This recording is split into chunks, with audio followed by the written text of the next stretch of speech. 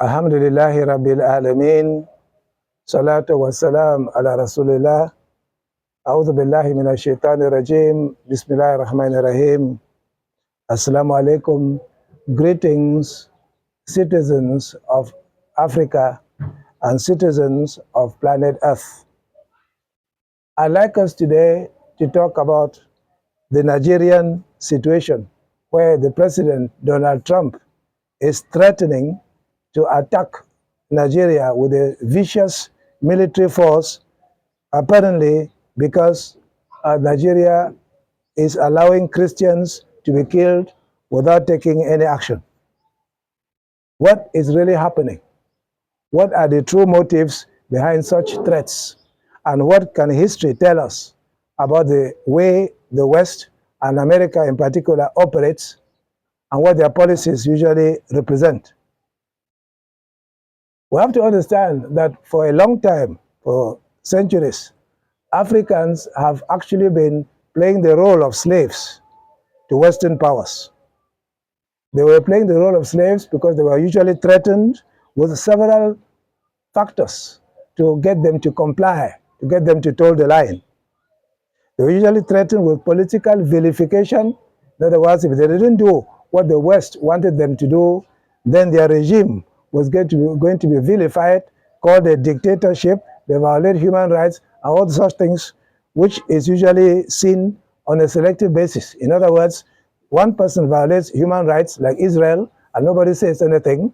Another person does not actually violate human rights, but comes under the hammer because some other interests are at stake.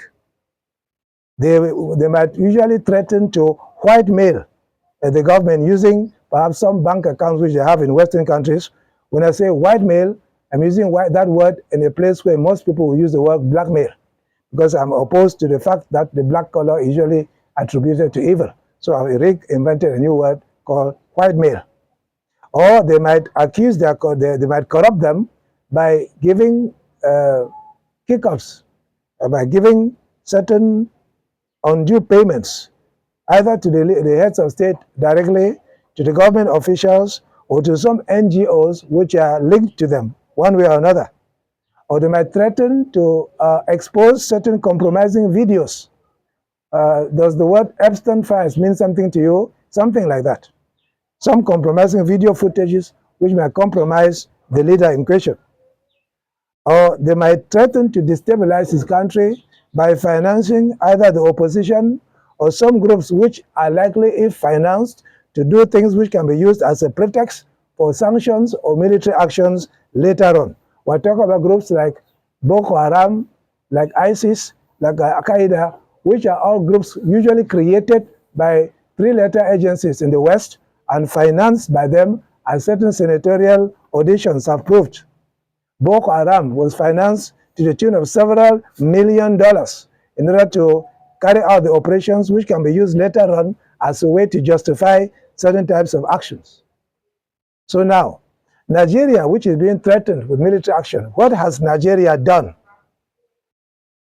The first thing Nigeria has done is to show that they can have confidence in themselves, and they are trying to assert full sovereignty over their country and their resources, as well as their political dynamic. They are potentially an economic engine for the development of Africa, and they are getting and stepping into that role in a big way. That is very bad for America. They didn't let the West use their huge gas resources to replace the gas from Russia when America's secret agents blew up the Russian pipeline which was under the ocean. And that created a shortage of gas in Europe. And they were hoping that they would just go freely and take from Nigeria as they want. But the Nigerians used the fact that the gas was now in short supply, and they wanted to leverage that for their own national interests. That too was unforgivable for Washington. Nigeria refused to vote in favor of America against Ukraine at the United Nations because they saw America wanting them to vote for them. Meanwhile, the same America had created lies about Saddam Hussein. They created lies about Gaddafi, when the real reason why Saddam Hussein was killed was because he tried to sell petroleum in exchange for euros, And Gaddafi wanted to create a gold-backed African currency, a united Africa, as well as African Development Bank and things of that nature.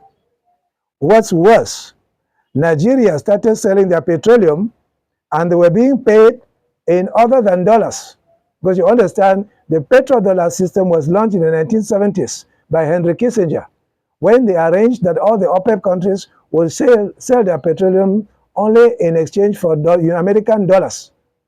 This enabled America to harvest the world. What does that mean? It means that the Americans could just simply print dollars and go and use them. And that is why they have, their debt is going up to trillions of dollars, which they have just printed. They're never going to pay it back. They just print the dollars and go and use. And that is working because people have a high demand for dollars, trying to get dollars in order to buy petroleum. Now, when people start selling petroleum other than dollars, that makes such harvesting of the world more difficult. And that is why they took out Saddam Hussein, and that is why they are against all countries who try to do that. But now Nigeria is not the only one. The United Arab Emirates and Saudi Arabia are also trying to do the same. And if Nigeria gets away with this initiative, then other countries like Indonesia are likely to jump onto the wagon, and that will mean an end to American hegemony. The Nigerians got engaged in BRICS, and they also engaged some European nations to denounce what America is trying to invent. They fought back through diplomatic means. We have to understand that Nigeria has a certain weakness, which is likely going to be exploited by the Trump administration. They've got a problem in the south, where some people in the southeast region, the Biafra region, are trying to secede to create a state of Biafra. And you also have a problem of Muslim fundamentalists in the north, usually called Boko Haram, who are doing a lot of havoc. Now, it merits a word to say about Boko Haram. Boko Haram is something which is being financed by the West in order to destabilize Africa. It actually started when Gaddafi researched the natural resources of many African countries and discovered that in the northeast of Nigeria, you had a huge reserves of rhodium, which is sold at, I think, 200 euros a gram. And so the bad guys realized that the best way to exploit this rhodium freely, without paying any taxes and all those accountabilities and transparency of the government, is to destabilize the area. So they took advantage of a certain ignorant Muslims who think that education is a bad thing, and they armed them in order to destabilize. Now, the real reason which America is finally against Nigeria is because Dangote, one of the citizens of Nigeria, has built a refinery which can produce 650,000 barrels of petroleum a day. And they have plans of doubling it.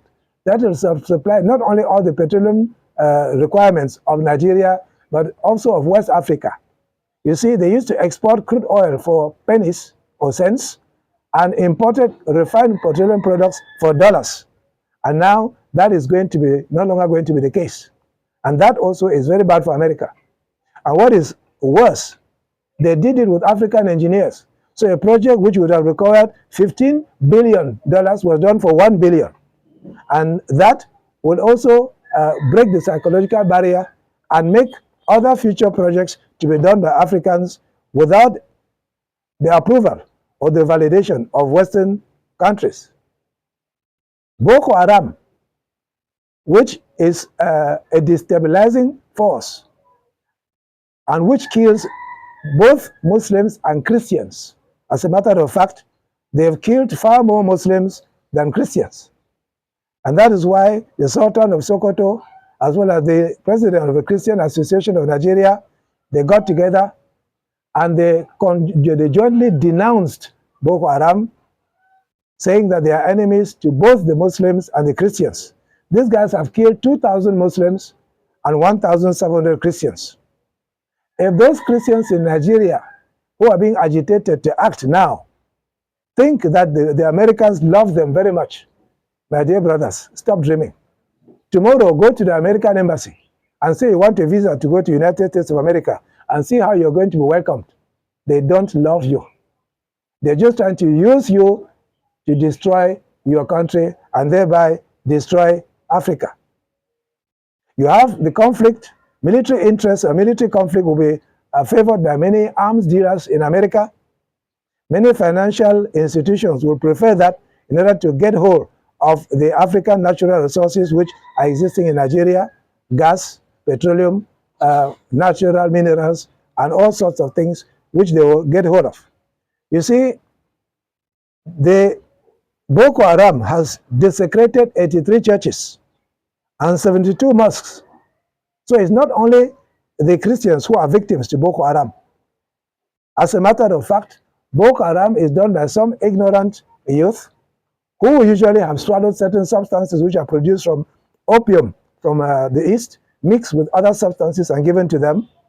And also, there is also black goo, which you can find in places like the Falkland Islands, which can be used to change people's consciousness. This was used by the Gestapo since the Second World War. And that's what made the Gestapo to be totally heartless and very vicious and cruel in war. This is a substance which is known worldwide. And these three-letter organizations know about the existence of these substances and many others. They also use electromagnetic frequencies, which are broadcast through the telecommunication towers to influence consciousness in order to drive people towards violence. They tested this technology during the so-called Montauk Project, which happened in America. Nigeria is after the engine to Africa, and Africans have been coming to their rescue. The countries of the Sahel region, Burkina Faso, Mali, and Nigeria, have made joint statements where they condemned American initiatives and said that any attack on Nigeria will be an attack on all of them. And that is, my dear brothers, is the way Africa should go. What is Cameroon waiting for to join the bandwagon? Why doesn't the Cameroon government come out with a clear statement that if you attack Nigeria, you are attacking Cameroon, and even send a symbolic military battalion to Nigeria in order to show African unity? You see, as Trump is trying to use this to destabilize Nigeria, Africans can use this as a tool to bring about African unity. And Africans can easily understand if Nigeria is destabilized. We're talking about a country of about 250 million people. If Nigeria is destabilized, the waves of that destabilization will go all through Africa. So are you going to allow Trump to spoil all the efforts and the gains which have been achieved? Burkina Faso recently accepted Africans to come in without paying any visa. Kenya welcomes Africans without visa. Ghana welcomes Africans without visa. Rwanda welcomes Africans without visa. Africans are coming to see the importance of their unity. Are you going to allow Trump to do that? African leaders, please, come to your senses. Don't sit behind cowardly like you did in the case of Gaddafi and allow him to be lynched by the bad guys of this world.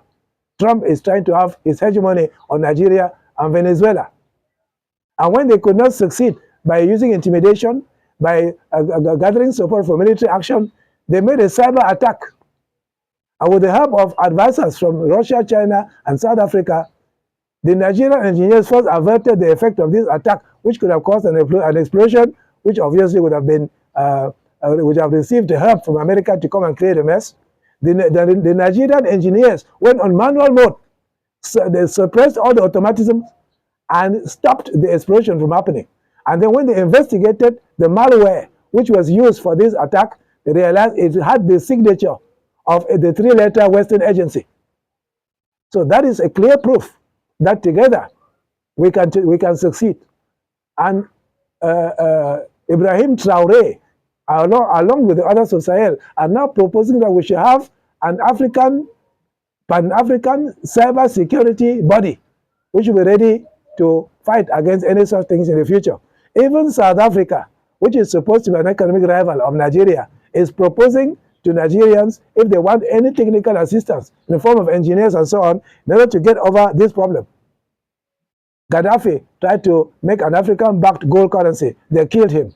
Saddam Hussein sold a petroleum and received euros in payment. They killed him. Nigeria is selling petroleum in return for Chinese currency, for naira, for many other currencies. It is their right to sell their petroleum in what currency they want. They are sovereign nation. America has no business trying to impose on them that they should only sell petroleum in exchange for American dollars. Those days are gone. Trump, wake up. You're no longer going to intimidate Africa into silence because the entire population understands. My Christian brothers, I saw a woman carrying an M16 assault rifle or Kalashnikov or something in the church saying they want to defend themselves. Understand this, that you are just being manipulated in order to be used as instruments to bring about the destabilization of Nigeria. And with that, the destabilization of Africa. And did you know that the same person who built the refinery has landed a contract in Zimbabwe to pose 2,000 kilometers of pipeline to bring Angolan petroleum into the landlocked Zimbabwe? And many other African countries are going to do it. And worst of all, he is doing it with African engineers. He's not giving the money outside Africa. This is an initiative which, if continued, will bring Africa out of its lethargy and make Africans to see the importance and the value of coming together. If you think that America loves you, oh my dear brother Christians, forget it. We can stay with one another, love one another. Let our love among ourselves be stronger than any attempt by outsiders to divide us. Let us understand and mourn our death together. To the Muslim clerics, I ask you this. If those children who have been given substances and they're acting without knowing what they're doing, go and put anything in and to kill any Christians, please go to the funeral where our Christian brothers are mourning and mourn with them, because those people do not represent us. Boko Haram do not represent us. We have had such things in the past. The assassin cult used to go as far as even deceiving some young people that they've been sent to paradise, and later by giving them certain substances which makes them to hallucinate, and later on they are sent on loan mission to go and kill heads of state under the pretext that if they carry out this jihad, they're going to go to paradise. Paradise, my dear brothers, is not in the hands of any cleric to give you. It's not in the hands of any sheikh to make any fatwa and let you go in. You have to put on your thinking hat. Allah subhanahu wa ta'ala expects you to continue to reason because He has given you a brain. In the Quran, it is written many times, more than 87 times, أَفَلَا تَتَفَكَّرُونَ. Why do you not think? That is all I have for today. I hope that the few things I have said will enable both the African leaders and the population not to fall into the trap which is being set by Donald Trump to create a pretext to destabilize the largest country in Africa. May Allah subhanahu wa ta'ala guide and help us. Assalamu alaikum.